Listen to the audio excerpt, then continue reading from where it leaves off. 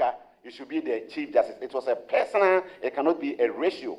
Because if you read it, it is an arbiter, and arbiter does not bind any court. Because that was not the issue before the court. So my simple understanding is that it is to give legitimacy and to end the cap. So the cap has been fixed, the three. Because why do you go? So in that sense, you also go to say that in the absence of the Chief Justice, then in the absence of that person, in the absence of that person, then what is the essence of providing for leadership in your country? That is the essence. Thank you. Thank you very much. Thank you. Thank you. Any follow-up? That's right. Mr. Speaker, so by your interpretation, what if by necessity, and there is a Latin maxim that says that necessitatis non habet legem. By necessity, we don't have the president in the jurisdiction. Maybe the vice president has been taken ill, and then the speaker obviously had to be out of the jurisdiction. There can't be a vacuum. Somebody necessarily has to step in. Well, I will allow. It's just an academic exercise. I will allow the supplementary question subject to the aspect that says the vice president is ill, because the Constitution used the expression absent from the jurisdiction. So, my Lord, you may proceed to answer the question. Thank you, Mr. Speaker. Thank you. You know, there have been two Supreme Court decisions on what do we mean by absence of the president, vice president, or the speaker. And it is the interpretation that has been given. And to me, that interpretation to me, contrary to purposive interpretation. Because we must look at the purpose for which the law was made. And why do we talk about purposive interpretation? Purposive interpretation means we look at the purpose, and the purpose is determined by time, circumstances, and development. The things that we had 20, 30 years ago, they are not the same as now. So I believe if in future there should be a decision, the time and the circumstances may change the decision that the Supreme Court may render. It is possible. And we are saying that the Constitution is a living organism capable of growth. And the Constitution can grow at any time. The meaning can change depending on time, circumstances, and development. Thank you. I will then give the floor to Honorable. Last follow-up. Mr. Chairman, aren't you enjoying the discourse? You have exhausted your limit. The majority leader wants a follow-up.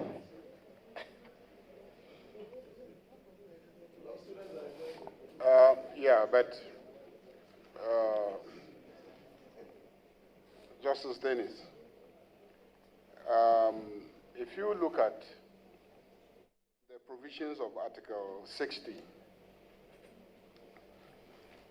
they clearly anticipate, and I do agree with you, that if the president is not there, the vice president is not there, the speaker.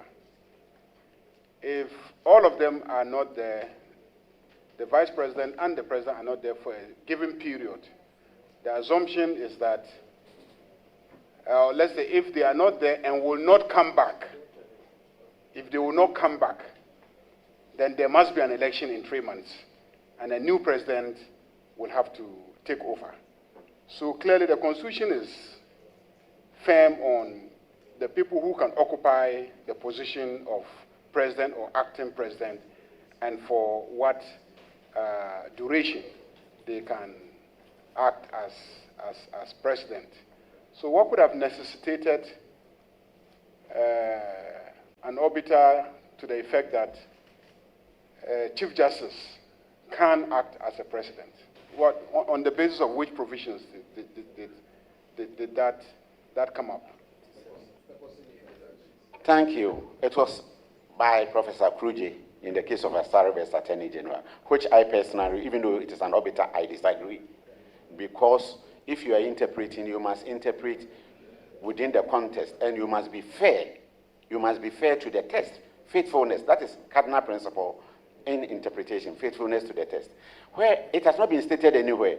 But I do not blame him because he was discussing the position of the law between 1957 and 1960, where in the absence of the Governor General, all the bills were signed into law by the Chief Justice. That was the position then. So he used that one because that regime, the order in council 1957, is different from 1992 Constitution. So at no point in time can you compare the two. So if you look at it, he was influenced by that position. But within the context of the Constitution, it cannot be so. Thank you. Is it desirable in the context of separation of powers to ever place the head of the judiciary as the head of the executive? No, please, because we had one in 1957 which brought about problems. Whenever there was a bad law, like PDA, deportation order, the Governor General, Lord Listowel, will travel to England, and the Chief Justice was signed to make him unpopular. So it is not advisable to use the Chief Justice as one of the to exercise one of the executive powers. It is not advisable. Thank you. Because within the context of separation of powers, if the person who is the arbiter becomes the actor, how do we resolve misconduct by that person or wrongful conduct by that person that gets contested in your court? Thank you.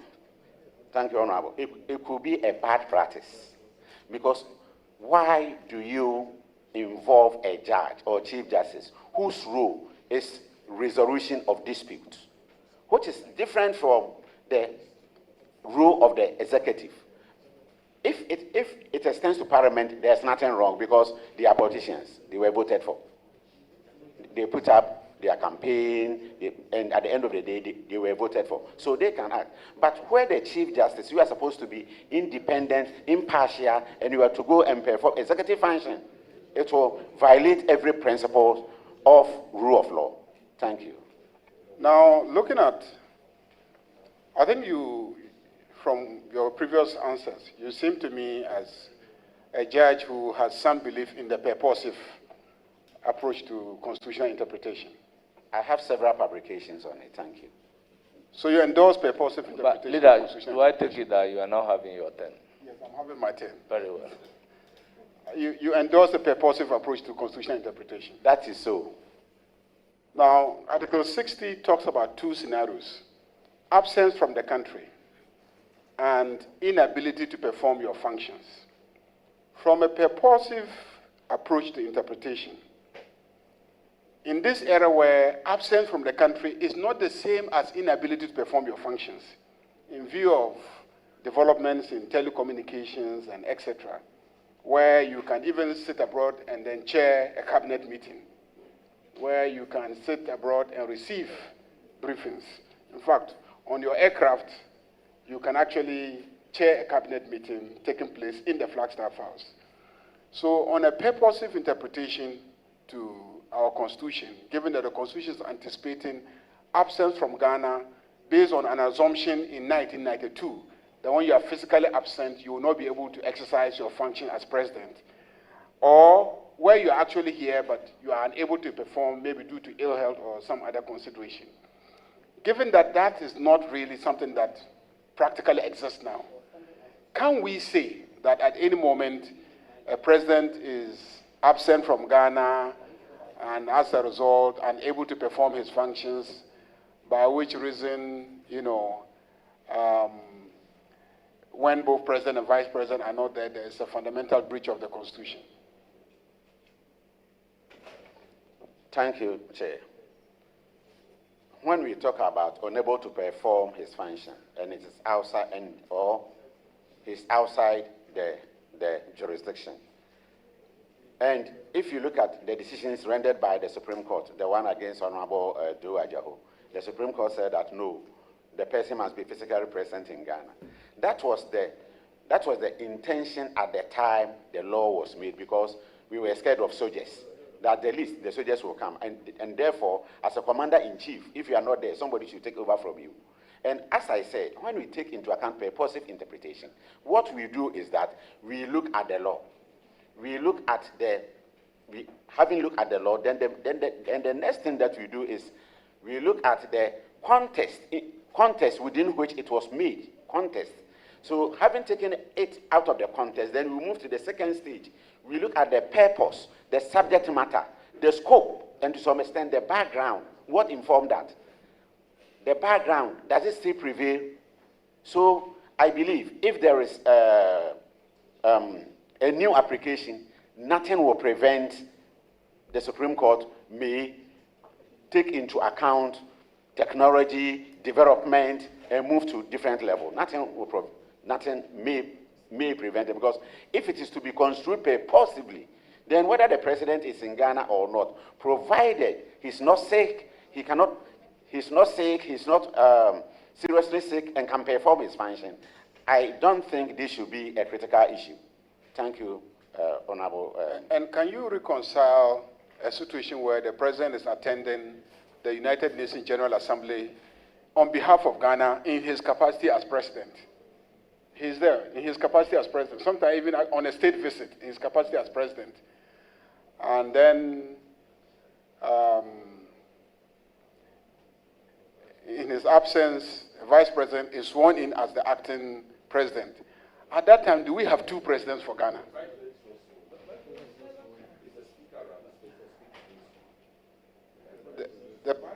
The vice president is acting as the president. So the point I'm making is, do we have one president acting outside Ghana and another president acting in Ghana? Thank you, Honorable Chair. Honorable Chair, that is why from the beginning I said that there is an issue with that decision, but it is binding on everybody until it is varied or set aside. But as you know, Supreme Court decision can change at any time, provided it is policy, such as this one. It can change at any time. That is why we say that it is a living organism capable of growth. And in the case of Zenita Rollins, Justice Tuguba openly stated that because of modern purposive approach or purposive approach, meanings can change at any time. And therefore, if you go for even interpretation and you think that the meaning has changed as a result of time, circumstances, and the purpose, you can still go back to the same court. So I am of the considered opinion that now that we have modernization, technology, and those things, that position, in future, if the opportunity avails itself, it should be changed. Thank you, Chair. That will not amount to rewriting the Constitution, will it? Because the language of Article 60 is quite clear. The circumstances have changed. That renders its application funny, if I may put it that way. But the language hasn't changed, and the language is not open to different interpretations and fidelity to the language of the Constitution. Will you keep changing the language of the Constitution because circumstances have changed that make its application quite, uncomfortable? Thank you, Chair. Yes, that is why now in most countries those use constitution. They are talking about either living constitutionalism or purposive interpretation. Whichever you look at it from, if it is a living organism, if at the beginning it was at the ground level and circumstances are changing, the constitution will grow. And that one, it will not materially affect the substance. It is the meaning that you are going to attach to it. And either you use purposive approach to interpretation or the living organism, which the Constitution is supposed to grow, which Ghana has embraced into 4 an Attorney General. It has been celebrated that the Constitution in Ghana will grow. Otherwise, if you talk about pedantism, then we are going to talk about literalism. The Constitution will never grow, and it will cease to be a constitution. It will be treated like any other document, such as ordinary act of parliament or CI or LI. But the Constitution is different. That is why we say it is sui generis. It is unique, And because it is unique, its interpretation may change depending on the circumstances, but it will not affect the substance of the law. And what I would also like to say is that when we are talking about living constitutionalism or purposive interpretation, what we seek to do is that the Constitution must be able to address normal and or abnormal circumstances through proper interpretation. Thank you. I'm being guarded by my chairman. He says that I've asked enough questions. No, it's far from that. I will then proceed to give the floor to Honorable Ewa Bafo. Thank you, Mr. Chair. The tempo has been a bit up, so let me bring it down. Congratulations, my Lord. My Lord, from your CV and your own account, before joining the bench, you practiced as a lawyer from Holy Trinity Chambers. Can you please, by way of clarification or information, let us know whether it's a partnership or a limited liability company or a company unlimited by shares? Thank you, Chair. Chair, in Ghana, you can register a company, a law firm, as either sole proprietorship, unlimited liability, or partnership. My Lord, I want to know whether Holy Trinity, what is this legal sole proprietorship?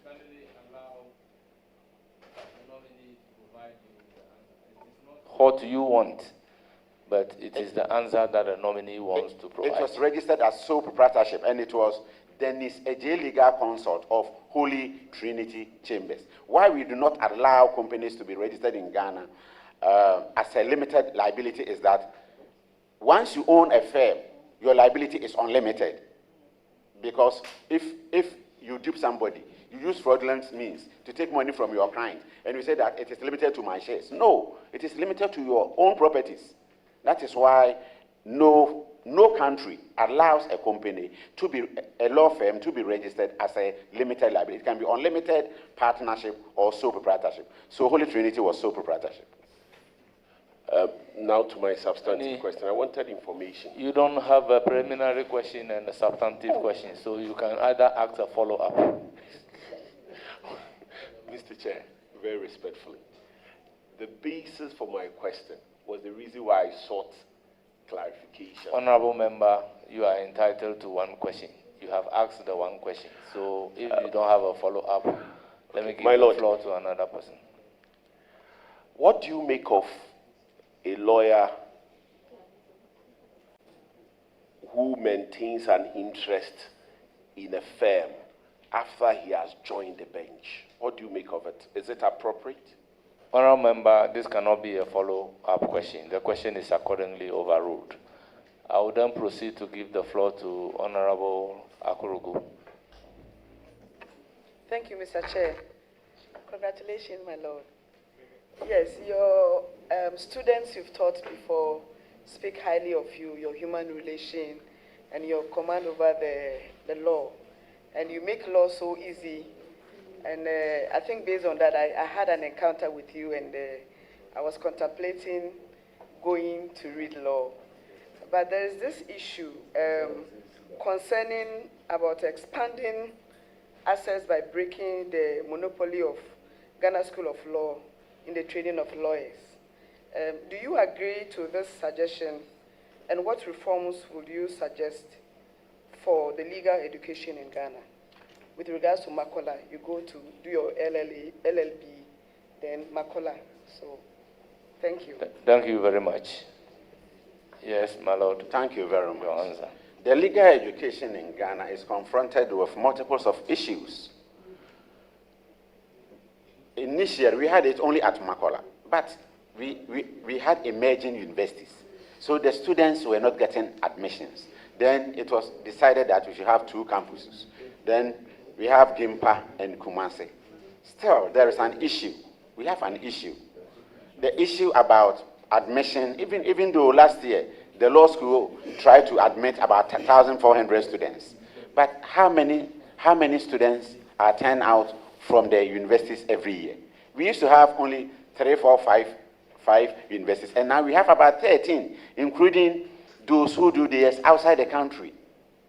So at the end of the day, if you look at those who sit for the entrance exam, you may get about 3,000, 4,000, and the school can take only about maximum 1,400 students. So here, there could be a policy decision. The policy decision that I read online was that why don't we allow some of the schools to do the bar, and we use the law school as we use the law school as examination center, accreditation, monitoring, and evaluation, and other departments to ensure that the integrity of legal education is not compromised. So we can have it. We can have, because it is a policy decision, and as a judge, I don't want to delve into policies. But what I would say is that if the most important thing is that if feasible studies have been done and it has revealed that this one is better than what we have now, there is nothing wrong. I will only have an issue with it where there is no feasible studies, where there's no feasibility studies, and we are just jumping the gun. But where we are satisfied that we have examined this, and this is the better option, we should go for it. Thank you. Any further question?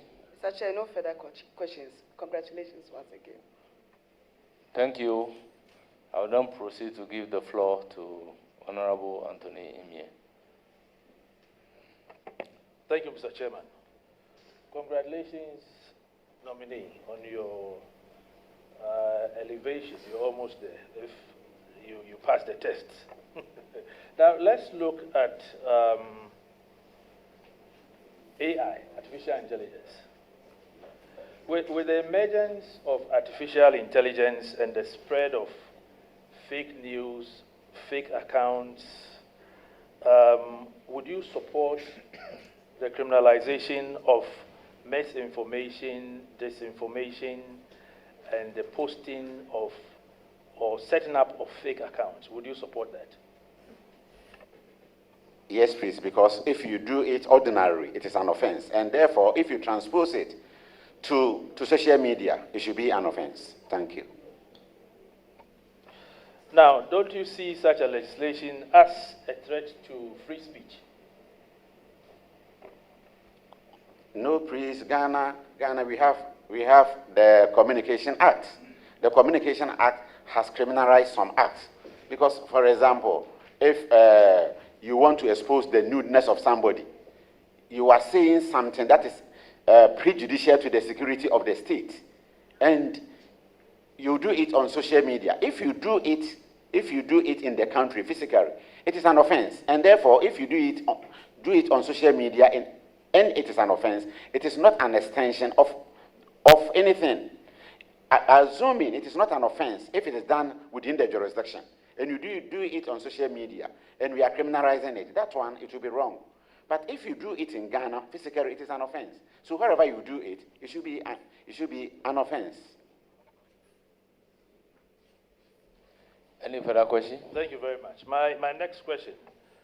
My Lord, recent surveys by Afrobarometer, Global Corruption Barometer, Ghana Integrity Initiative, etc., suggest a decline in public confidence in the judiciary. What specific reforms would you propose to restore trust in the judiciary? Thank you, Chair. Yes, Honorable Nominee. Chair, when I was the Director of Judicial Training, we decided to make ethics a component of whatever training that we give, either to the judiciary, the judicial officers or staff. The reason is that when we are talking about corruption, we are talking about something which is bad, then we must make it a conscious effort to fight it. If you do not fight it, it will become endemic.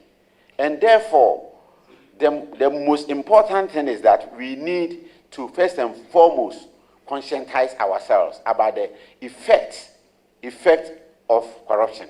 Then the second one, what do we do to curb it? We need education. We need training. Then one thing that people of Ghana that you don't do is that if a public officer, either me or any other person, demands money from you, you must report the person. You will condone, you give it. Then when it comes to assessment, you say that you will not mention the name. Then say that the whole judiciary is corrupt. That is the problem, and it is about perception. And I can talk about personal experience as a director of the Judicial Training School. On one occasion, I was training, then somebody came to me to complain about somebody who was taking money from him. We made the inquiries. I was the director of the Public Complaints Unit of the Judicial Service. We investigated. The person who allegedly took the money from that person entered the courtroom and bowed to the judge. The judge did not know him. Just to give it a semblance that he had given the money to the judge and was coming to bow to show that the person who is accompanying him is the person who gave out the money to him. But it was false. So these are some of the things that we do and we must stop. In most cases, if you listen to some of the TV discussions, social media, you know, instead of bolstering the faith of people in the judiciary, we are rather saying that the judiciary is corrupt. But if you ask for evidence, then we say it is perception. So the most important thing is that we must be bold. If we have physical evidence, we must use to substantiate. Otherwise, we shall be talking about perception, because any person who goes to court and loses, the person's position is that because he did not pay bribe, he or she has lost. But it is not the matter. The case is bad. So apart from training, we need to conscientize ourselves. Then the third antidote is that if a public officer corrupts himself, that person must be prosecuted. Thank you. Now my last question. In your view, how should the Ghana legal system evolve to address matters like climate change, environmental degradation, resource extraction? Let's take into consideration the current issues related to Galamsey, which has been ongoing for some time now. How should our system evolve to nip all these menaces in the bud? Thank you, Honorable Chair. Honorable Chair, we talk about judiciary, and the judiciary, we are moving from the traditional judiciary to the modern judiciary. Now, Judicial Training Institute, we teach environmental law for judges to equip their capacities. Unfortunately, most of them do environmental law at the faculty. Law school is not done. But when they come to the judiciary, the initial training, it has been incorporated, the induction, as part of the system. Then in addition to that, we have continuous judicial education. And these are the things that we introduce to the judges. And was it 4 years ago, there was a case in Takwa where the judges was accused that the judge, somebody was involved in illegal mining. It was brought before the judge. The judge sentenced the person to 6 months. I called for the docket on behalf of the Chief Justice. I was then the director of the Judicial Training School. When it came, the police did not prefer mining offense. They preferred, the charge was trespass. So, if you haven't seen it, you may believe that the person has committed offense under the Mineral and Mining Act, and the minimum sentence ranges from 5. Meanwhile, the police who arrested that person preferred the charge of trespass. So we need to build the capacity of the judges. And when I was the chairman for the African Judicial Network on environmental law, I made sure that the selected countries, the pilot countries, Ghana was one of them. So they gave Ghana, is it about $60,000 or so, judiciary, to have a manual to train on environmental law. And I made sure that the contract was awarded to a Ghanaian. He was Mr. Asumda. He used to be the dean of Zenith. I don't know whether he's there or not. And he prepared it, we validated it, and it became the property of the Judicial Service. So these are the things that we need, because environmental degradation, air pollution, sea pollution, illegal mining, if you do not fight, it will fight us. Because, so what I will conclude is that, yes, we need to build the capacities of the judges as well as lawyers, so that when we get cases involving those matters, we will not fall short. We will do justice to what the law says. Thank you, Mr. Chair. Now my last follow-up question. How would you balance swift environmental protection through deportation against due process rights in criminal law?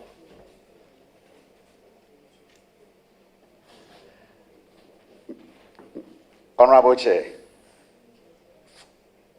I will use my position as the chairperson of the African Judicial Network on environmental law. We use the two together. It is a tool that you need the two.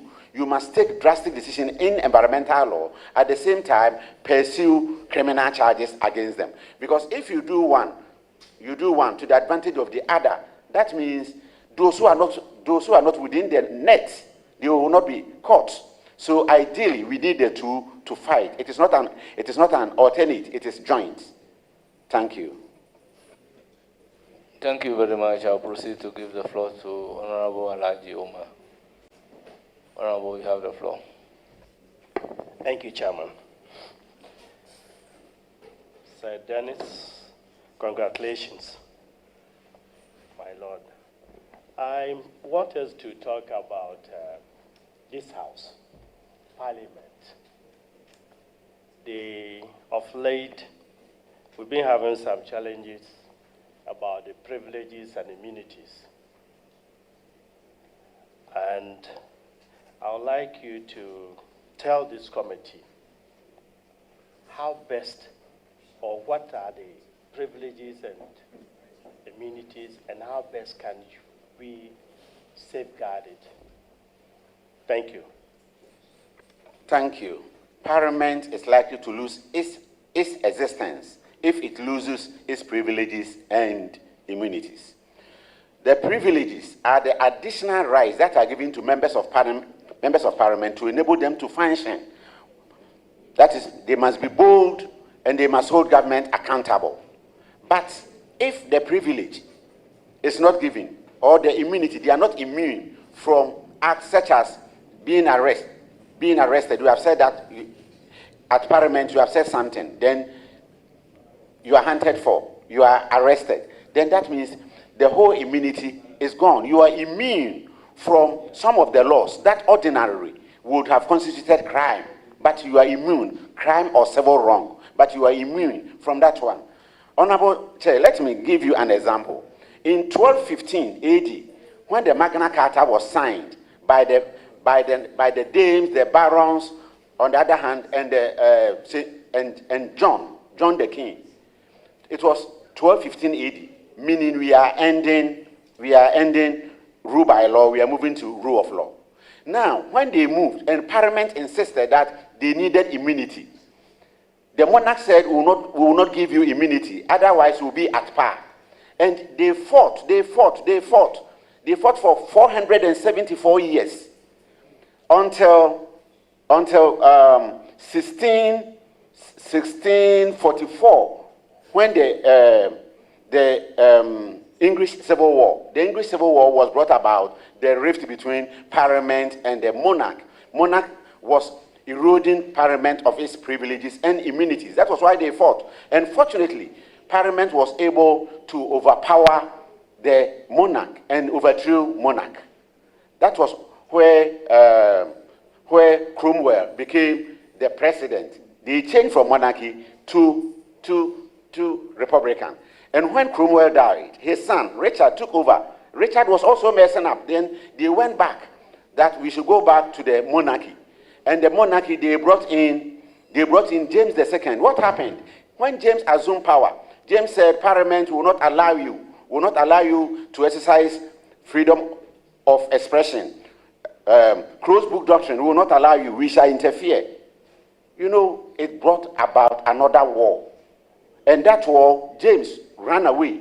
And that brought about the first time that we had a male and female monarch coming together. That is Mary II and William III. When they came together, then they were forced to sign the to sign the bill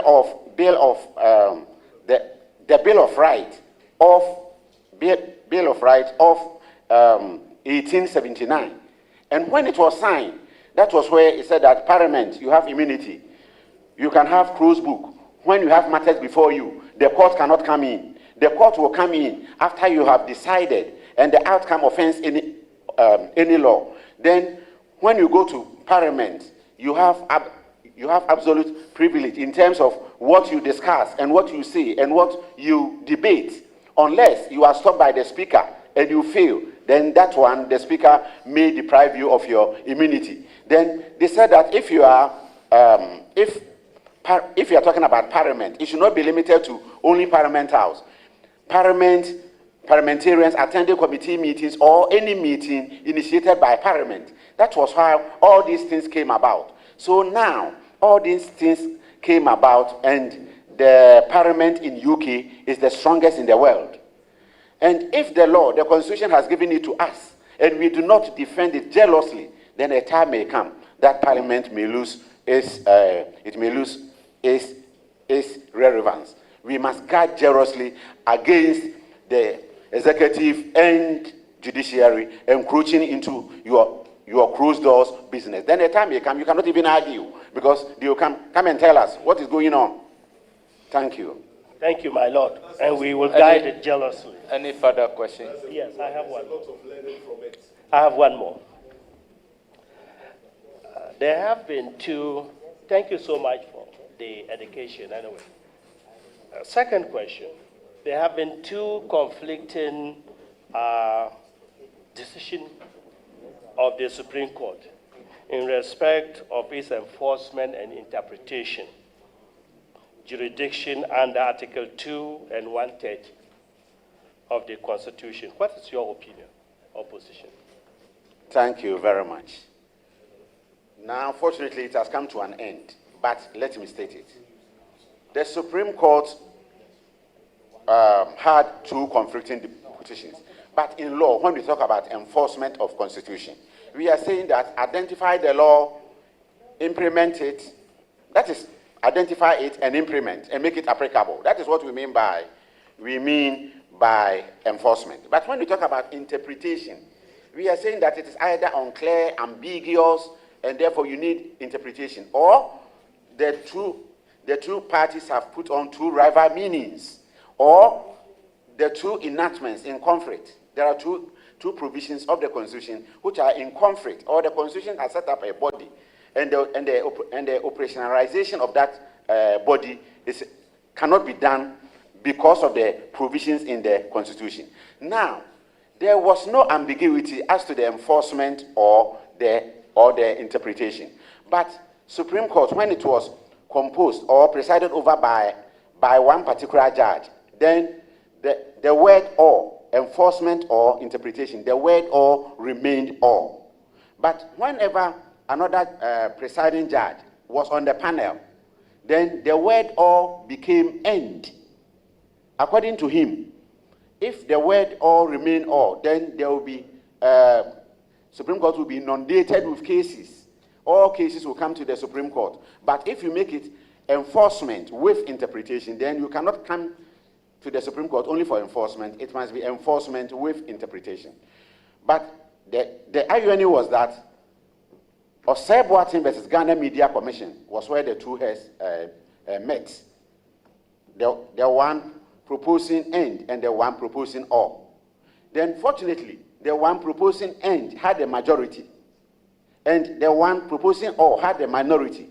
And in his dissenting opinion, he said that I perpetually disagree. And fortunately, the one who said end retired. And the next case that came, Call versus Attorney General. So the one who said or was presiding. So he had the majority, and he said that the word or is all. And the Supreme Court went ahead to say that all the decisions that held that the word or should be end had ceased to be good laws and should not be followed. So now it has come to an end, provided another set of people will not come and take it from another angle. Thank you. Thank you, sir, and I wish you well. Thank you. I'll give the floor to Honorable Patrick Obama. Thank you very much, Chair, and congratulations to Sir Dennis Adjei. And to your big CV, fat CV, page 18, sir. I'm going straight to the church and to the Catholic Church, of which you are very respected and knighted. I'm seeing the names of Archbishop Peter Kwesisapo. I've seen Father Campbell behind you. And I want to ask you, sir, the Catholic Church has a position on gay and lesbian rights. And you know our laws also frowns on those practices.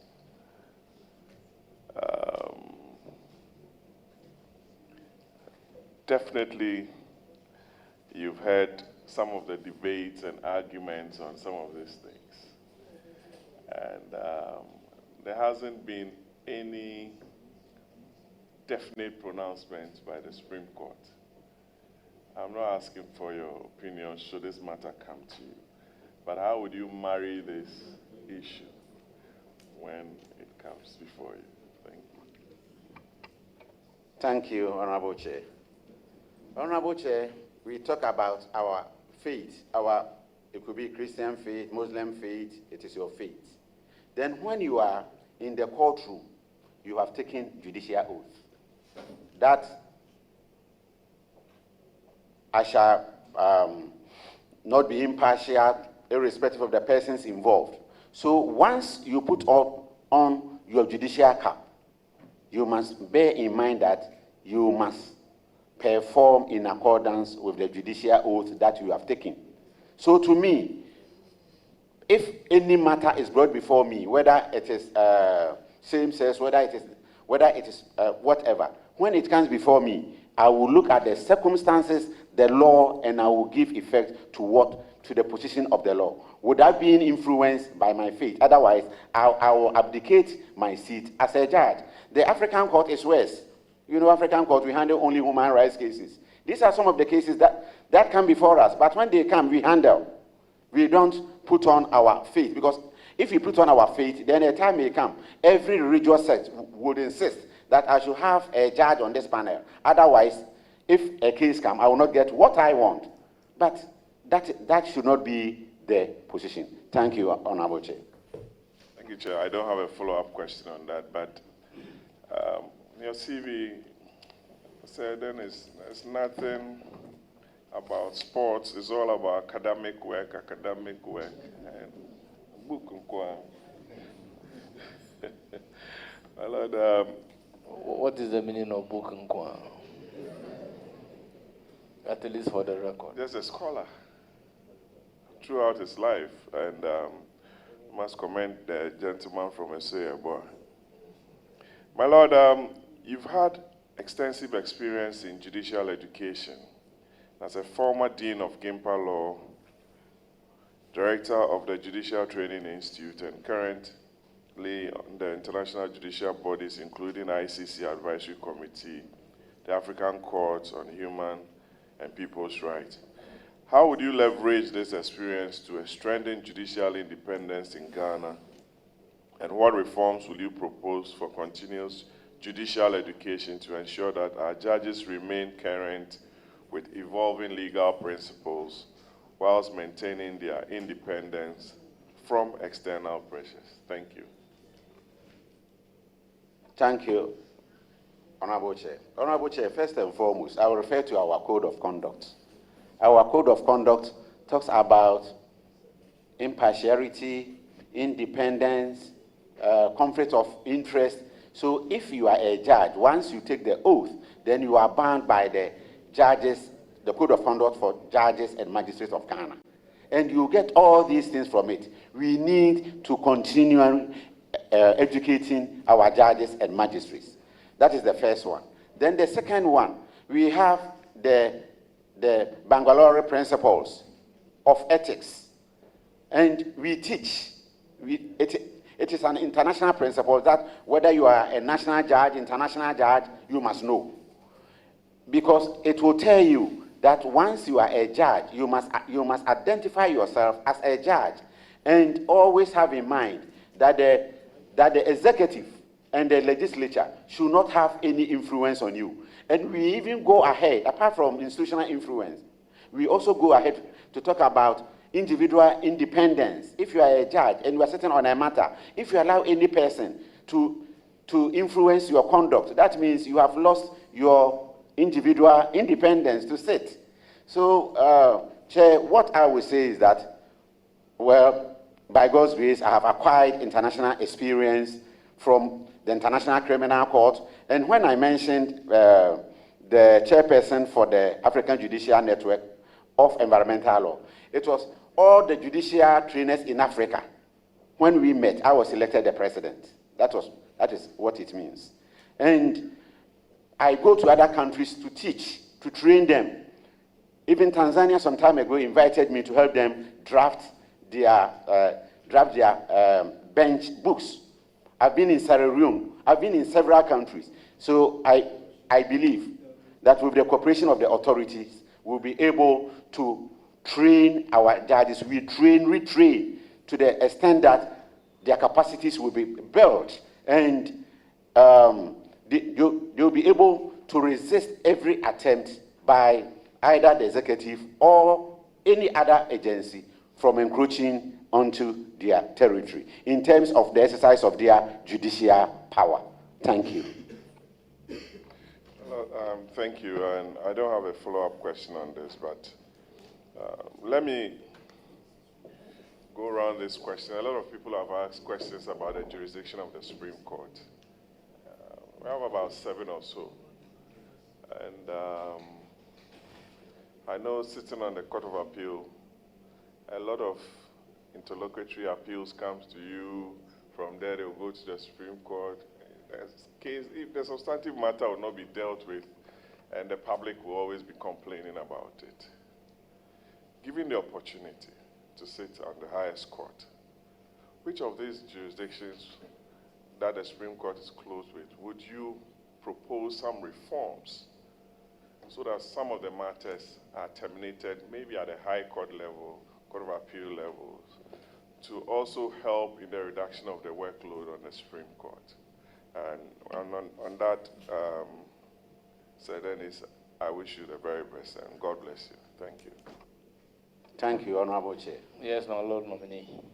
Honorable Chair, if we talk about the jurisdiction of the Supreme Court in Ghana, let me start with the first one, the supervisory jurisdiction. The whole world, Ghana was the first country to give supervisory jurisdiction to the Supreme Court. Sierra Leone was number 2, and Philippines number 3. Throughout the world, these are the only 3 countries where Supreme Court exercises supervisory powers. If you go to UK, you go to all other countries, it is exercised by the High Court over the lower court. Because you call a court a superior court, then you are still supervising it. You know, Ghana introduced it through the 1969 Constitution. And if you look at the cases before the Supreme Court, about 40% of them are on supervisory jurisdiction. And you know, it is very broad. It is not limited to those coming from only Court of Appeal, High Court, Regional Tribunal. You can even go from a district court, for example, where a district court is interpreting Constitution. High Court cannot say that I am supervising you, because the High Court itself has also been restrained from delving into that matter.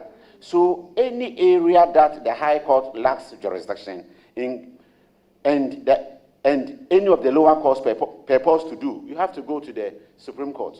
So now, if you go by the supervisory jurisdiction, I believe it will be okay. But the Supreme Court introduced another limb to it, interest of justice. Because we all know that wherever you go throughout the world, supervisory jurisdiction they have faced. We talk about natural justice, we talk about patent error on the face of the record, we talk about breach of the Wensbury principles, then we talk about jurisdiction. But Ghana, we have added interest of justice. And because of that interest of justice, any freezing case, somebody will go to the Supreme Court. You will dismiss, but the person has wasted time. So that is one thing. Then when we come to Article 131, appeals. Appeals to there's a problem. Appeals, we are saying that High Court, Court of Appeal, if the case starts from the High Court or Regional Tribunal, and you come to the Court of Appeal, as of right to the Supreme Court, then irrespective of where it starts, if the Supreme Court decides to give special leave, they will give special leave. Then the other one, when we talk about the lower court, any person who loses at the Court of Appeal, you need leave to go to the Supreme Court. So the leave and the special leaves, I believe you can do something about them. If we take away even special leave alone, then some of them, as is done in some jurisdictions, some of them terminate at the Court of Appeal, then Supreme Court will not be inundated with all these cases. And Honorable, apart from the jurisdictions that you have said, apart from those Supreme Court, apart from those the Constitution has given, the Court Act has also given 2 additional jurisdictions to the Supreme Court.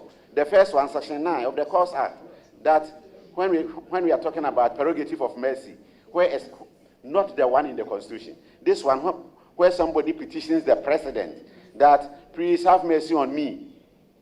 This one, then when it is sent to the President may refer to the Supreme Court to hear it as an appeal or may give an advisory opinion. Then we talk about Section 100 of the Court Act, reservation of question of law, where Court of Appeal is hearing a matter and the Court of Appeal is confronted with difficulties. Then they reserve the question to the Supreme Court to answer for them. And Supreme Court will answer before it comes back. So these are some of the jurisdictions that we can do away with. Otherwise, Supreme Court will continue to be inundated with cases. Thank you, Honorable Chair. Thank you very much. Before I proceed to give the floor to Adjei Ladi, Justice Sir Dennis, we know your background as a lecturer, so we'll plead that you are brief. We have one more judge to take. Yes. So, Adjei,